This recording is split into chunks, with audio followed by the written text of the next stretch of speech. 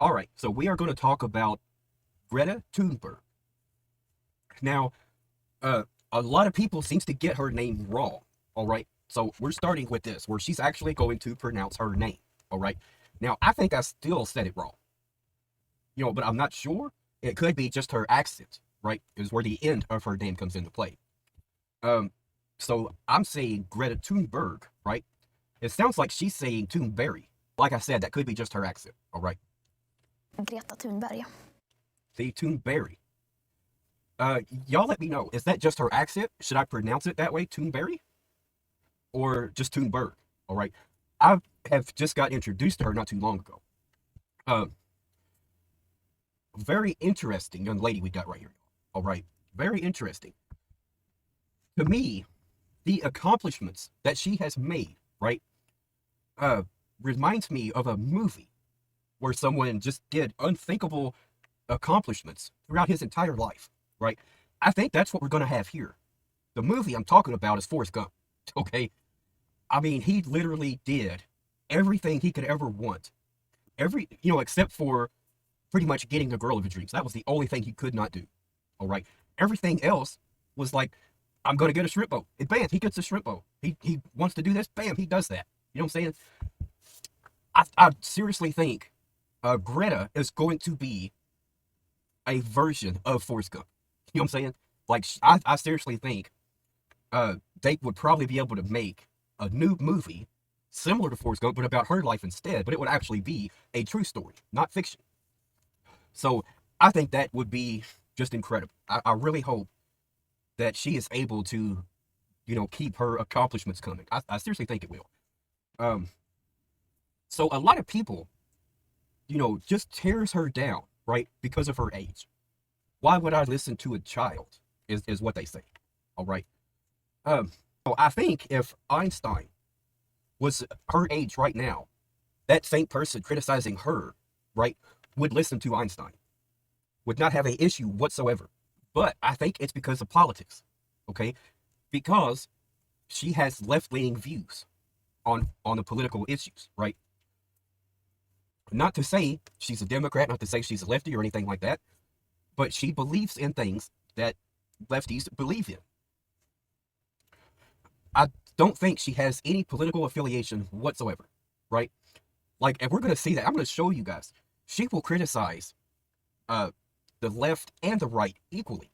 So I don't think she really has anything to do with politics. You know what I'm saying?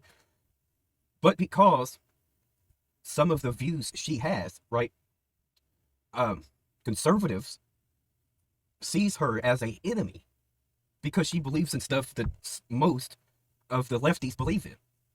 You know what I'm saying? Or has a higher priority to it, where conservatives don't.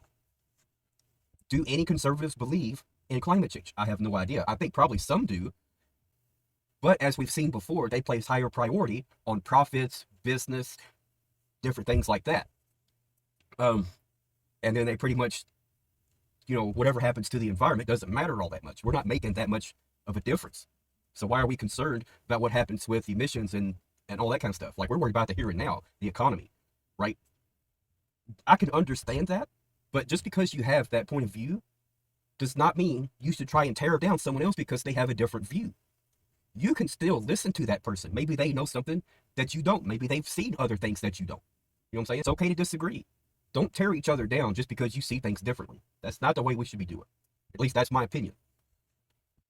If you think she's wrong, right, then actually have a debate with her. Focus on some things that she says, right, and try and debunk that. But give her that chance.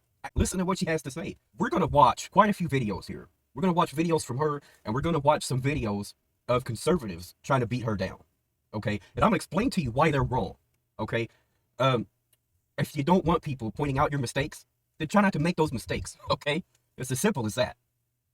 So there is a channel that I watch about RC cars. You're probably thinking, what's that got to do with this? Well, I'm getting ready to tell you, okay?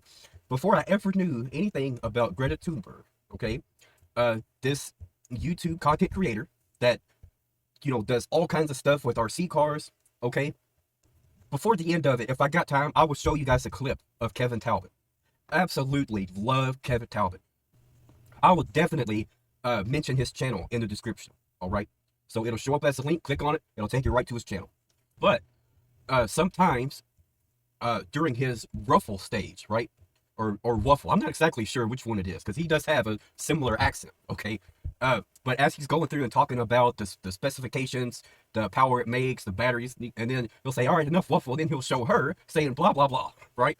And then I kept wondering, I was like, who is this person, right? And what is she talking about? Apparently it's something she's going blah, blah, blah, right? So I ended up seeing this, all right? And it says, blah, blah, blah. Greta Thunberg dismisses world leaders, okay? And this is why I'm saying she has no political affiliation. She may have similar views that certain political affiliations might share, but I don't think she cares about politics. I don't think she has, any set like, I'm a Democrat or I'm a conservative or I'm a this or that. I don't think it's there. You know what I'm saying? And if it is, it doesn't matter. All right. The only thing I'm saying is you can't tear her down over politics because her lane is not a political lane. You see what I'm saying? Like she's not out here saying, we need to vote for the Democrats. We need to vote for conservatives. She's not saying that, right? If she was, now you can bring politics into the discussion. Yeah, she could have that in her rhetoric. I have no idea. The only thing I'm saying right now is if you're going to criticize someone, criticize them based on the merits of their conversations, right? Not based on, oh, you side with something that this person also sides with, right? So I'm going to put you both in that same basket. I'm going to criticize you both for it. That's got nothing to do with her. You know what I'm saying? There is no planet B. There is no planet blah, blah, blah, blah, blah, blah, blah. This is not about some expensive, politically correct green act of bunny hugging or blah, blah, blah. Build back better, blah, blah, blah. Green economy, blah, blah, blah. Net zero by 2050, blah, blah, blah. Net zero, blah, blah, blah. Climate neutral, blah, blah, blah. Our hopes and dreams. So, there we have it. All right, to me, this is definitive. The Democrats and progressives are the ones who are usually the most active when it comes to climate change, right? So she would seem to want to fit in with that crowd and say, I'm a Democrat, right? They share my same priorities, right? They don't. Because what she's saying is they're saying Build Back Better, but they're not actually doing anything. It's a slogan that's not actually meant to accomplish anything. It's just a neat catchphrase, right? She's saying blah, blah, blah. You're not about nothing, right? Drown in their empty words and promises. Of course, we need constructive dialogue, but they've now had 30 years of blah, blah, blah, and where has that led us? Over 50% of all our CO2 emissions have occurred since 1990, and a third since 2005. If this is what they consider to be climate action, then we don't want it. They invite cherry-picked young people to meetings like this to pretend that they are listening to us.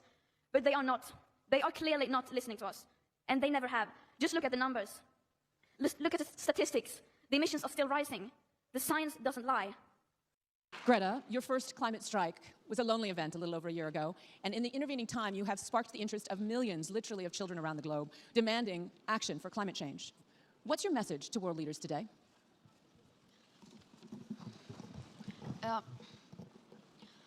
My message is that we'll be watching you.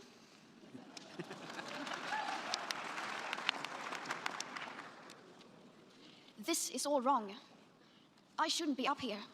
I should be back in school on the other side of the ocean. Yet you all come to us young people for hope. How dare you? You have stolen my dreams and my childhood with your empty words, and yet I'm one of the lucky ones. People are suffering. People are dying. Entire ecosystems are collapsing. We are in the beginning of a mass extinction, and all you can talk about is money and fairy tales of eternal economic growth. How dare you? I watched a video from Ben Shapiro earlier, okay? As like I said, if you don't want to be proven wrong, then try and come with some facts.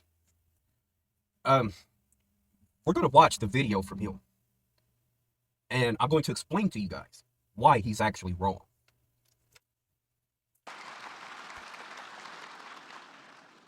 For more than 30 years, the science has been crystal clear. How dare you continue to look away and come here saying that you are doing enough when the politics and solutions needed are still nowhere in sight? You say you hear us and that you understand the urgency. But no matter how sad and angry I am, I do not want to believe that.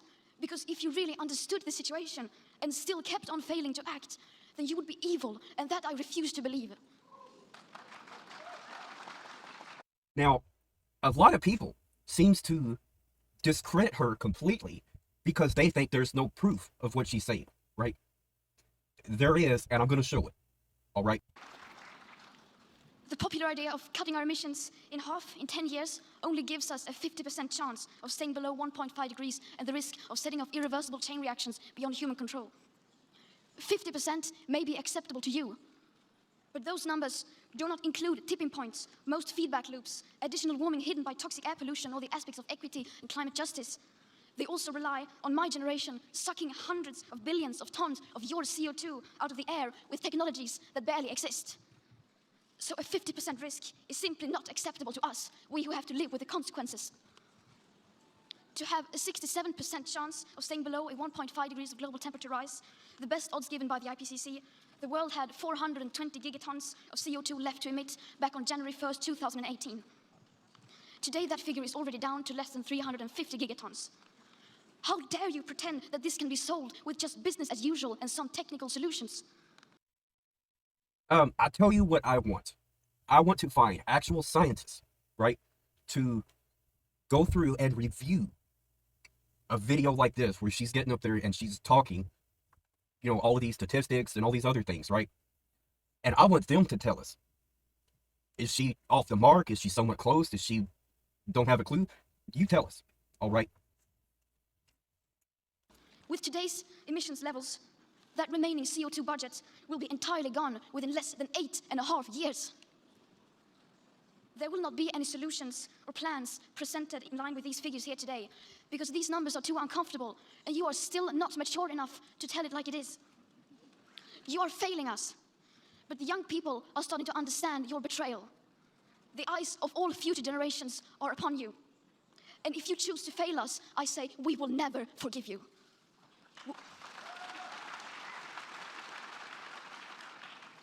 We will not let you get away with this. Right here, right now, is where we draw the line. The world is waking up, and change is coming whether you like it or not. Thank you.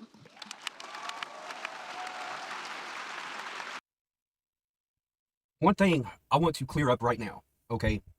Even if the brightest minds in the world, the scientists and all that, even if they say her numbers aren't correct, the situation isn't quite as bad as she's making it seem, that is not going to change my opinion about her.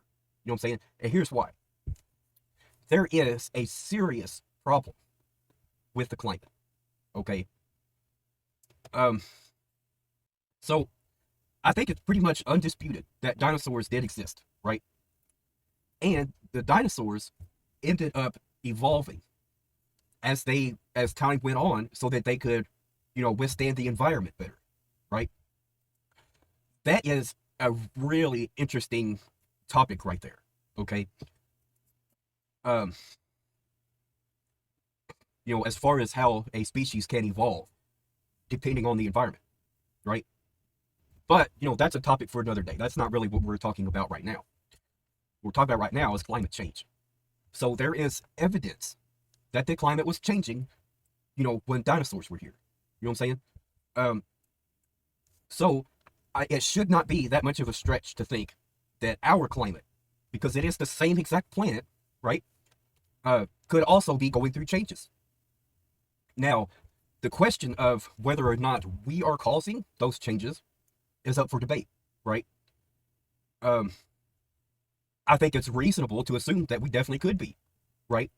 With greenhouse gases, like she's talked about, emissions, all those kinds of things, right?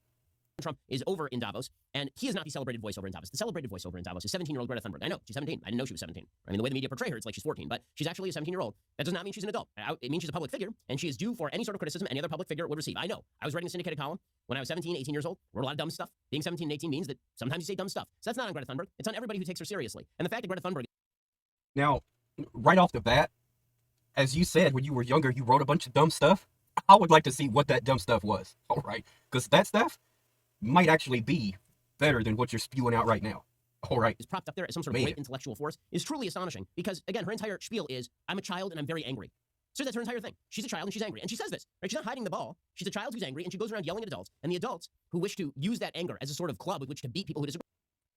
You know why that is, Ben Shapiro? Because when she talks, you don't listen. When she talks, you want to know what you hear? Blah, blah, blah. That's it. That is all you hear. If you would listen, you would have had a much better argument. But you don't. And I'm going to show you guys why he don't. They say, look at this child. Look at this child. This is an angry child. Why don't you listen to this angry child? My answer is, I generally don't listen to angry children. I have 2 of them. There's no reason for me to listen to angry children that I don't actually love. But I like my own kids. I don't know Greta Thunberg. Maybe she's wonderful. No clue. So, that whole argument right there, I'm going to destroy it. Okay?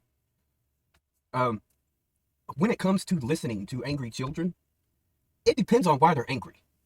Okay? A child who's angry because they can't have candy, obviously, sorry, I don't want to hear it. A child who's angry because their father keeps getting arrested and going to jail because he keeps, committing silly crimes. That child has the right to be angry about that and has the right to tell that parent, why don't you straighten yourself up? I need you in my life, and I'm tired of seeing you getting hauled off to jail. That parent should listen to their child and not just say, oh, you're an angry child. I don't care what you think. That logic doesn't hold up in that scenario. So some scenarios, it's going to make sense, and in other scenarios, it's not. The other thing I want to point out, Greta is not an average child. Okay? So to treat her as such, I don't think that's right at all. She is talking about very serious issues. Is there a bigger issue for us to worry about? You tell me one. The economy? Sure, it's a serious issue. Needs to be taken seriously, right? If our economy falls apart, is that the end of all humanity? No. There will be other, we got past the Great Depression. You know what I'm saying? We can bounce back. However, if the planet becomes unlivable, then how much sense does it make to say, well, we still need to keep focusing on our economy, right? Our economy is going to save us. It's not. The economy isn't going to mean anything if we can no longer sustain life on this planet, okay? That's not to say that's definitely where we're going, all right, or anything like that. The only thing I'm saying is it is a serious issue that should be taken seriously. That's it. But I'm not sure why I would listen to her yell about global warming when she proposes solutions that are patently insane. And I say that advisedly. Her solutions to global warming are patently insane, and yet they are propped up by everybody. They're actually not, okay? They're really not. I've already watched this, so I already know how much, bull he's getting ready to spew, okay? They're not insane. The solution has already been created, all right? And she even said so. She said as much. We're going to get into that to bring that full circle. The technology exists. And I don't think we need to ban any fossil fuels. I don't think we need to do any of that. I think the only thing we need to do is give people better options. We're going to get into that. I'm going to show you. Just wait. Once I get there and I'll tell you guys exactly what I think we need to do. And there's a certain person who is already like the head honcho pretty much of the technology here. So you guys might already know where I'm going with this. So he's going to be looking for a comeback. All right. Because right now, he's not very popular. A lot of people do not like him. All right. We'll get to that once I get over to that topic. Okay. The media. She's a great heroine. We put her on the cover of magazines because her entire agenda He's is to jealous. go around and scream at adults about how terrible the adults are because they're not doing what she wants them to do. So this sort of raises the question, what exactly does she want them to do?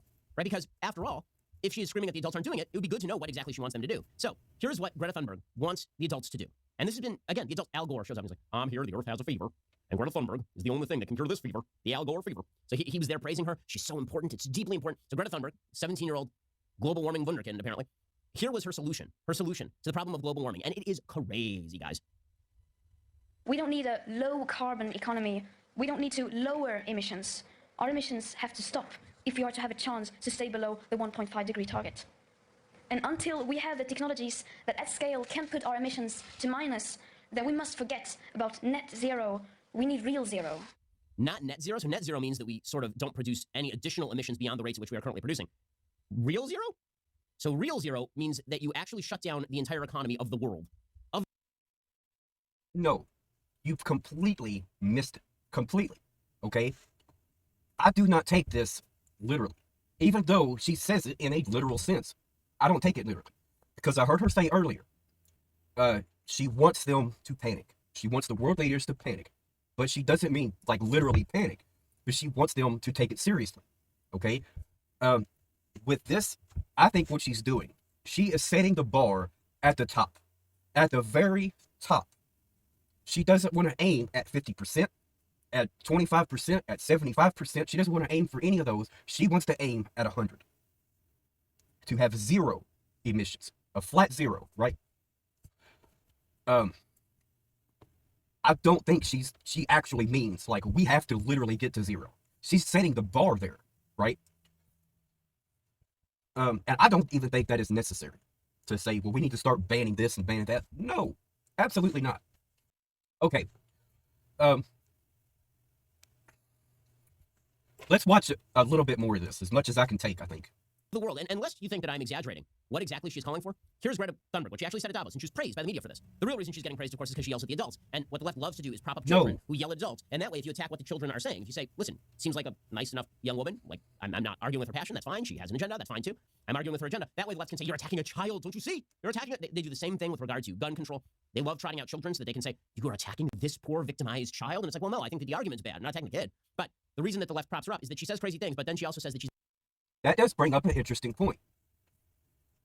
Now, children who have suffered through violence, right, at school, don't they have a right to be upset about that and to yell at adults over that? Yes. 110%. Yes, they have the right to yell at adults over that. Okay? You are supposed to protect us.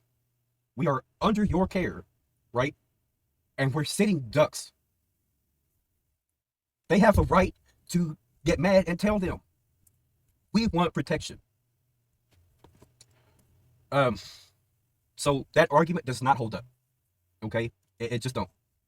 Mad at the adults. Why won't you listen to the children? The children are the wisest among us. Here's Greta Thunberg ripping on the adults, and this is what, of course, has made her... Again, when we're talking about Greta, I don't think she is where she is because, you know, she's the only one that can help us. I don't think that's it at all of why she has gone so far, right? I think it's because she's basically the only one who's bringing these things up, right? And actually saying that this needs to be our top priority if we are to survive.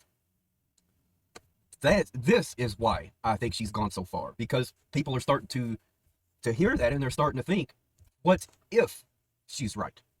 What if, you know, entertaining her and listening and seeing what we can do, right, to make our planet healthier, what if that's the right way? That's why she's gone so far, I believe. A media phenomenon. I've been warned that telling people to panic about the climate crisis is a very dangerous thing to do. But don't worry, it's fine. Trust me, I've done this before, and I can assure you it doesn't lead to anything. And for the record, when we children tell you to panic, we're not telling you to go on like before. I think this is where, I'm not sure if this is the same clip I was talking about where she said, I don't literally mean to panic, but I want them to take it seriously. All right? He's probably not going to show that because that would start to contradict his rhetoric. We're not telling you to rely on technologies that don't even exist today at scale and that science says perhaps never will. We're telling you to panic. We're telling you to panic. I'm telling you to panic. I said I wanted you to panic. She said this 1 year ago. I came to Davos and told you our house is on fire. I said I wanted you to panic. Now, normally when anybody tells you to panic, that's a bad idea. When a child tells you to panic, you're like, no, you're a child. I'm not going to panic over the possible increase in global temperature of at max. But if it was Einstein, when he was a kid, you'd listen to him, wouldn't you? You know what I'm saying? Maximum 4 degrees Celsius, according to the IPCC, over the course of the next century. In fact, what we should be attempting is mitigation, right? What we should be attempting is adaptation. This is not to say that we can't take measures that would lower carbon emissions. In fact, the United States fracking for natural gas. That is her whole thing.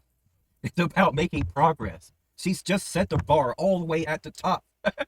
But you can't comprehend that. You know what I'm saying? You think she should get up there and say, we need to cut emissions by 25% and we'll be good. That is all. 25% reduction, right?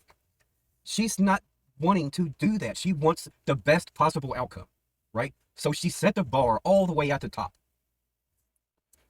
It's as simple as that. The only thing I think she wants is for them to take it seriously. For them to stop saying, you know, let's cut our emissions down to whatever by 2035, right? And she's like, this is empty words and empty promises that means nothing. It's as simple as that. Has lowered our carbon emissions dramatically. Nuclear power lowers emissions dramatically. But her actual proposal, the one that's being praised, quote, we demand at this year's World Economic Forum, participants from all companies, banks, institutions, and governments immediately halt all investments in fossil fuel exploration and extraction, immediately end all fossil fuel subsidies, and immediately and completely divest from fossil fuels. Every company is supposed to stop using fossil fuels. Every government is supposed to stop using fossil fuels. Every institution is supposed to stop using fossil fuels. She says we don't want these things done by 2050, 2030, even 2021. We want this done now. It may seem like we're asking for a lot, and you will of course say that we are naive, but this is just the very minimum amount of effort that is needed to start the rapid sustainable transition. Well, since you are talking about the end of civilization as it currently exists, yeah, that seems like a lot. I'm just going to put it out there that seems like a lot, and it does not seem justified by the available evidence. It is always easier to get people to rally around a problem than it is to get them to rally around a solution. When it comes to big problems, you should actually be providing real solutions, not nonsense, and then trotting out children to claim that if you don't embrace solutions that literally no... It sounds like nonsense to him, okay? Because he doesn't understand anything about her platform. Nothing. He's heard her talk, but he hasn't listened. You know what I'm saying? There's a difference. He can't listen to her talk because she's a child. He's already said that. So he's already explained why he's gotten this so wrong. Also, he thinks the biggest problem is the temperature. It is not. That is the least of the concern. The least. I'm now going to find just a quick video, right? I don't know what I'm going to play yet. I'm just going to look. I'm going to do a quick search on YouTube right now. We'll see. Hopefully I can find something that's going to perfectly illustrate what I'm saying. All right. And after that, hopefully you guys will understand why he's wrong and why she's right. Not to say that as far as the bar is all the way at the top, like that's what we need to do. I don't think that is at all. I don't think we need to ban anything. All right. We'll get to that in a bit. What I think the solution actually is. The temperature is the biggest problem, right? Let's see. Watching on PBS and around the globe, a warm welcome to BBC World News. The number of weather-related disasters has increased fivefold in the past 50 years. That's according to the World Meteorological Organization. On average, an event linked to weather, climate or water hazard has killed 115 people every day since 1970. Many of those events can be blamed on climate change, but disaster management is improving. The World Meteorological Organization has been holding a news conference. Here's some of what they had to say. And what that is doing is trying to fix a problem with band-aids, right? As the slow-moving Hurricane Ida pummeled Louisiana in recent days, it caused catastrophic damage and left millions without power. Weather-related disasters like Ida have increased in number in recent decades, according to the WMO. The scientists say the rise has been influenced by climate change, as humans have continued to warm the planet. Ha! You know what I'm saying? Look, this is why Ben Shapiro is wrong. It is not all about the damn temperature. But see, a lot of people, they want to hang on to that because it makes sense if that's all we're worried about, right? Oh, it's just the temperature. We'll be fine, right? That is not something we need to be sounding the alarms about. What about this, right? What about storms? What about floods? What about lakes drying up? What about forest fires? You know what I'm saying? What about all those? What about all these other problems? Through the use of fossil fuels. In Germany and Belgium earlier this summer, torrential rain saw towns and villages rapidly flooded, sweeping away lives and homes in seconds. Almost half of all the deaths that have occurred in disasters over the last 50 years have been due to water and climate-related hazards, say experts. The economic impact has also grown far more severe, with damages from weather-related events now costing more than 7 times what they did in the 1970s. But despite the increase in hazards and their power, the good news is that the number of people being killed by storms, floods and droughts has decreased significantly, down by 2/3 over the past 5 decades. The WMO says this is due to improvements in early warning systems that give people more time to move away from danger. However, much work remains to be done, as only half the world's countries currently have adequate warning networks in place. Matt McGrath, BBC News. Well, Matt told me more about what the authors of the report are trying to do. The real thrust of this report is the fact that it is a comprehensive look at the last 50 years, because every year we get reports from different groups of scientists saying one thing or another about a storm or about more heat waves or whatever it might be. What this looks at is the economic losses and the mortality, the number of people that have been killed over the past 50 years in these type of weather, climate and water-related disasters. And they find quite a significant pattern here, as you've been hearing. There are 11,000 such disasters over the last 50 years. 2 million people have lost their lives. The economic damage is growing hugely, 7 times more. And that's the other point that I wanted to bring up, the economic damage. The concern that conservatives usually have is, well, we're more focused on the economy. Well, what are these storms doing to the economy? You know what I'm saying?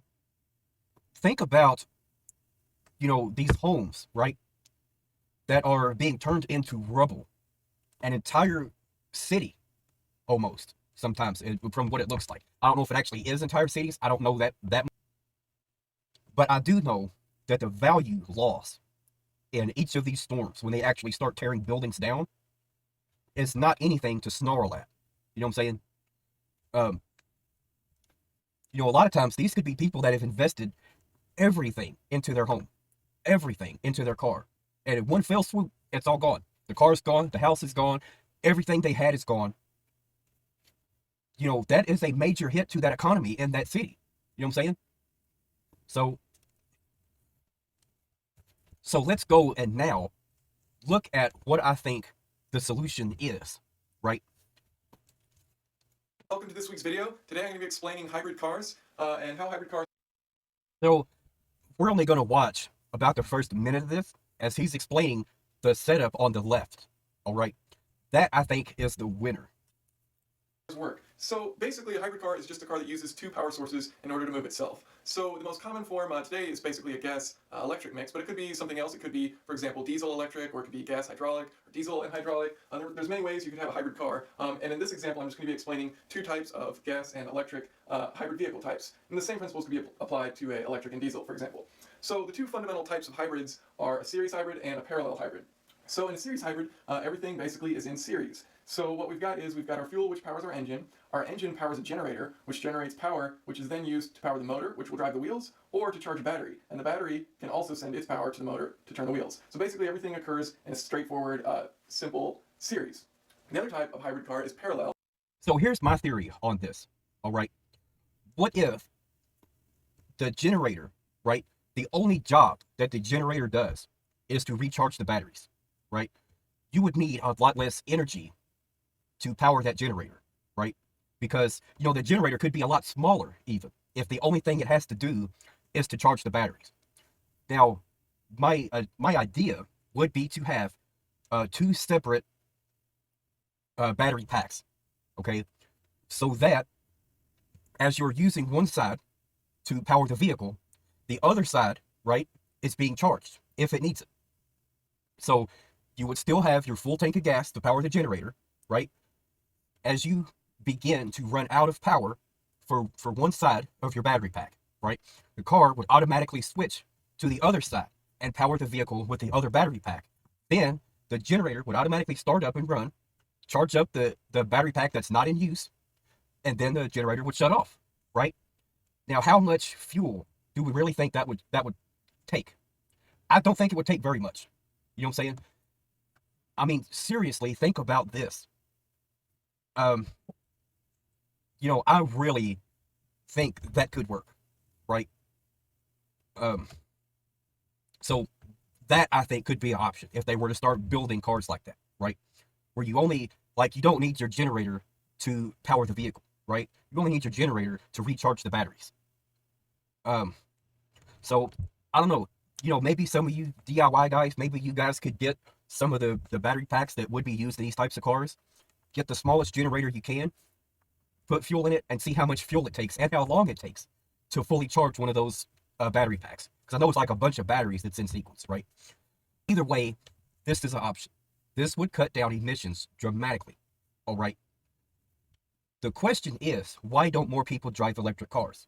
Well, obviously, because electric cars suck, right? You don't have a powerful motor, right? You don't have your muscle cars, all that kind of stuff. And that's what everybody wants, right? They got to have a real motor. No.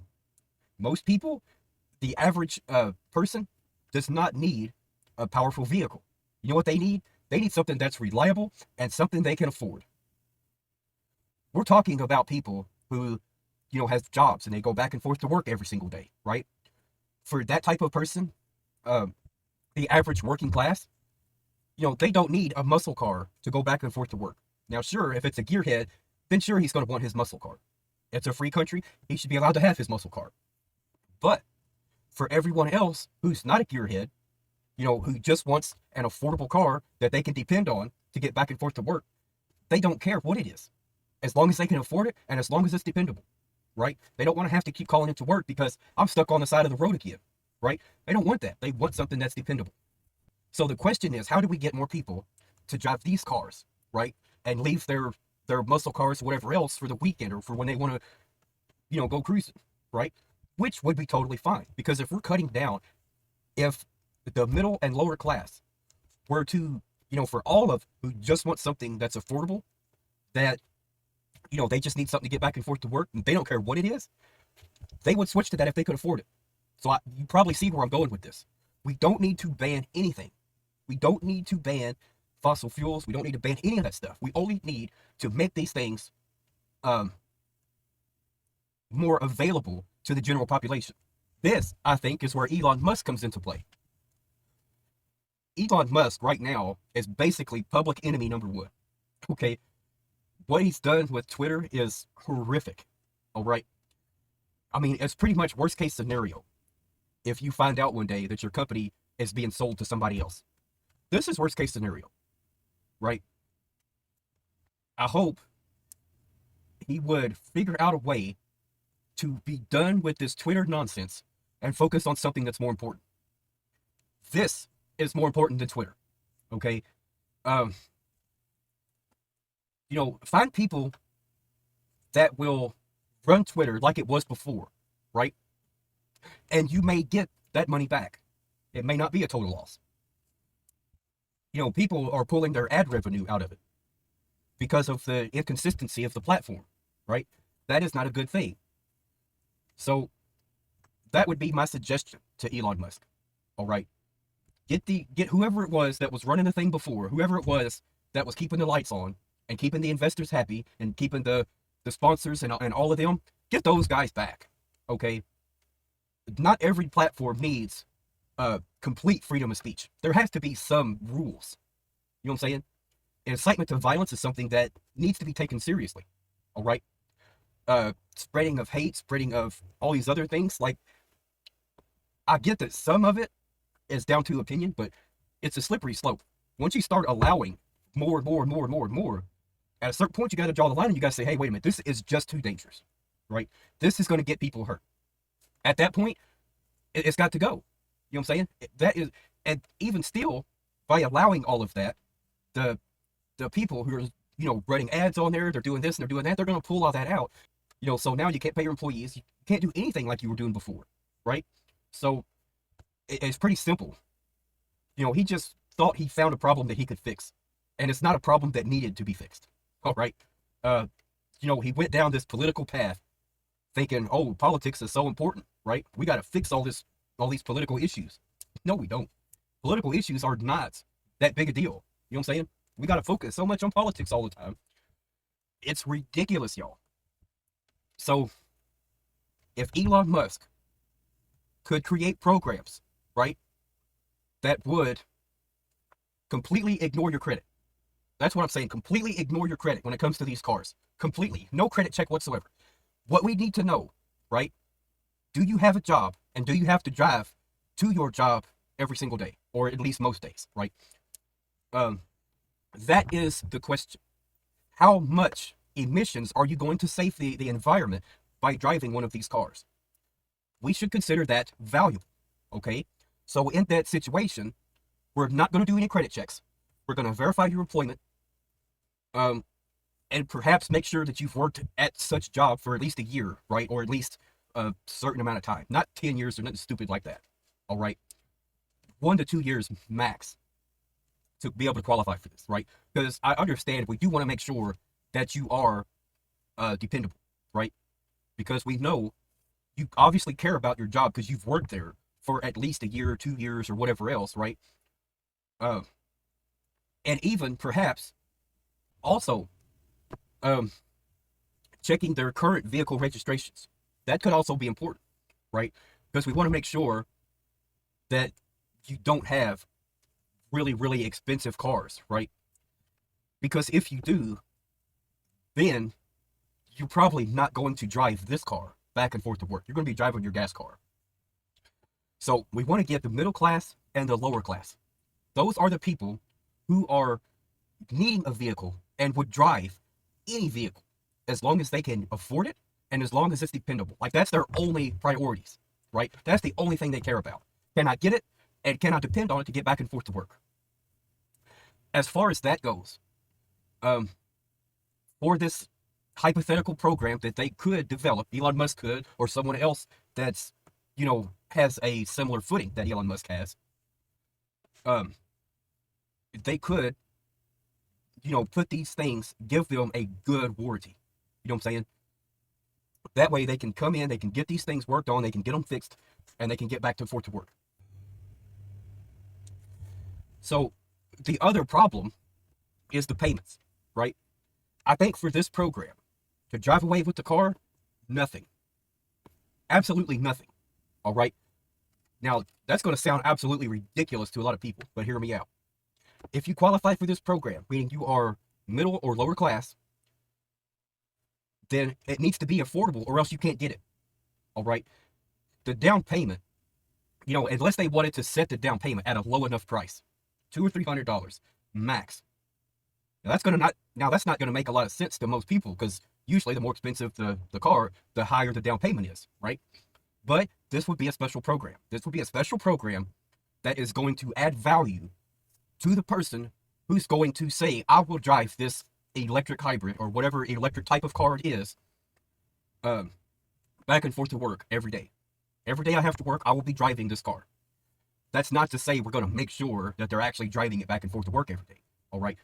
But it's reasonable enough to say that if these people have these cars, most of them are going to be driving their fuel-efficient vehicles, all right?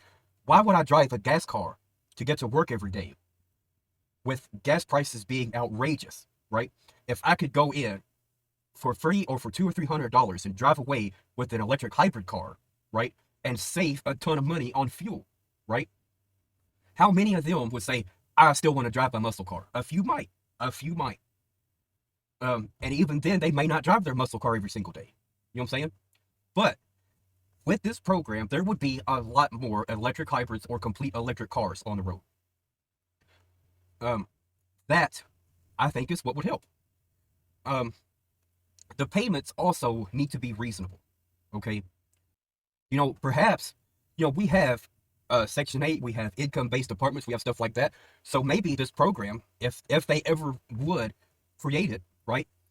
Let's say they made it income-based, right? To where if you're at the bottom, you're making minimum wage, right? Okay, we're going to go by how much you make. So your down payment is going to be tiny, and your monthly payment is going to be a tiny amount. But you're still going to have to pay every single dollar that this car costs. It's not like we're giving you a free car. We're just making it easier for you to get it and make the payments to keep it. So I hope we're all on the same page now, okay? We're going to make it easier for the lower class and the middle class to get these cars, okay? So yeah, so if they made it income-based, then people would have a reasonable chance to get these cars and keep them until they're completely paid off. And they could do all of this without banning anything, right? Keep everything the way it is, but add the ability for people to get affordable cars. You know what I'm saying? That's what it's all about. So this is what I think is needed. All right. This, I think, would help. And I think Elon Musk is the one that could do it. Like, he could be the one who could say, done, we're creating the program. You know what I'm saying? Then the only issue is having enough of these cars to go around, right? So what's that mean? A lot more jobs, a lot more people is going to be coming in to build and put these cars together, right? So that would definitely help the economy. That would create a lot more jobs. You know what I'm saying? You know, and I think car companies still should build gas cars, right? Like, we don't need to create enemies there. At least that's my opinion. because they would never go for that, and I don't blame them. You know what I'm saying? You know, even Kevin Talbot, who I've mentioned before in this video, there's nothing like a RC car with a real engine in it. All right. You know, there's always going to be people who wants gas engines and will not drive a Prius under any circumstance, right? Or any electric car. It's perfectly understandable. They should have the right to drive whatever the hell they want. But this is where I think things would get a lot better. All right. I mean, just think about the amount of people who are, you know, either making minimum wage or just above it, or anything else, you know, and even the people who are making decent money, but they're tired of spending $60 every single week putting it in the gas tank, right? They don't want to be doing that anymore. They want a more fuel efficient vehicle, all right? But the problem is the cost. That's the problem. They can't afford to go in there and get a $17,000 electric car. They can't afford it. So, and that's the other thing too, right? Like I looked it up earlier, and I think like 6,000 was the cheapest ones, at least according to that video. I would like to see them, you know, keep developing that, keep trying to make electric cars, you know, with better quality and make them cheaper, so that, you know, the average Joe coming in isn't going to see the price tag and say, I don't care if you give it to me for free. I can't pay for that. I don't want to be paying that, you know, paying this thing off until I'm 90. Perfectly understandable. So try and make a wide variety of vehicles so that you can come in and you can say, you know, here's the price tag I'm looking at. I could afford something between, you know, 4,000, 5,000, or 6,000. I don't want to go any further than that. So try and be able to accommodate that person. Yeah, we've got vehicles here. You know, this one's 2,500, this one's 3,000, that one's 4,000. Now, I have no idea if that's even possible. It may not be, right? But what I am saying, though, if it's possible to make a vehicle like that and have the price tag 2,500, 3,000, 4,000, 5,000, why not? That average person does not need all the luxuries that goes into a luxury car like that. They need the luxuries when it comes to sustainability, when it comes to fuel efficiency, when it comes to efficiency with the electric motor, with whatever else. Those are the things that person's really going to care about. Is this going to get me back and forth to work every day, right? So I think that's where we need to go. Guys, so Traxxas have come out with a brand new RC car today, and as far as I know, the only place in the world that you can get it from is here in the UK. You can't even get it in America. There were rumours floating around online. Now, I have no idea if he's going to use Greta Thunberg's clip in this one. It might, though. I hope it does. He don't do it too often, but he does it every once in a while. Of a new Traxxas Max version 2, and it looks like that it's true because my local hobby shop has just got them into stock. So we're going to head down there now, pick one up, have an unboxing, have a look at it, take it out for a rip and see how good it really is. So this is a Traxxas X-Max, the best RC car. Blah, blah, blah. For some people, it's a little bit on the big side. So they came out with a smaller version, the Traxxas Max, and it's almost exactly the same as the X-Max, just a little bit smaller. Now the version 2 looks to be a little bit wider, and also a little bit longer, and also different tyres. Blah, blah, blah. Blah, blah, blah. That's enough waffle. Let's head over to our local hobby shop, Redfin Models, and pick it up. Yes. There we go, y'all. Blah, blah, blah. All right. You know, so I typed it in hoping he might have had that included in the tags. I think he did, because there you go. All right. So wanted to show you guys that this guy makes amazing content. As you could see, like, he has got a ton of RC cars. Oh, got it. Hit it. Oh my god. What servo's that? 𝕒𝕒𝕝 9373 SP. How much are they? Brushless, 180. You always know when it's a good servo when you let go and it just keeps doing it the same. Is that full? No, that's not even half. Is that not even half? No. Is he allowed to do full? Yeah, go on, go for it. Yeah, Oh, that's going to go. Comment down below, guys, if you want to see that car in action. So battery-wise, we've got a few different flavours to choose from. This one here is ginormous, great big 4S graphene, and it fits in there perfectly. Now let's compare the new Max to the old one. So as you can see, the new one is slightly longer. This one has a wide Max kit fitted, which actually gives it wider arms. Yeah, so I just wanted to show you guys, you know, just another minute or two, all right? You know, this guy makes amazing content, y'all, all right? He takes these things to skate parks, he breaks them, smashes them, all right? It is a lot of fun watching his videos. I look forward to every single one. As soon as it comes out, I can't wait to watch it, all right? All right, that's it for now, y'all.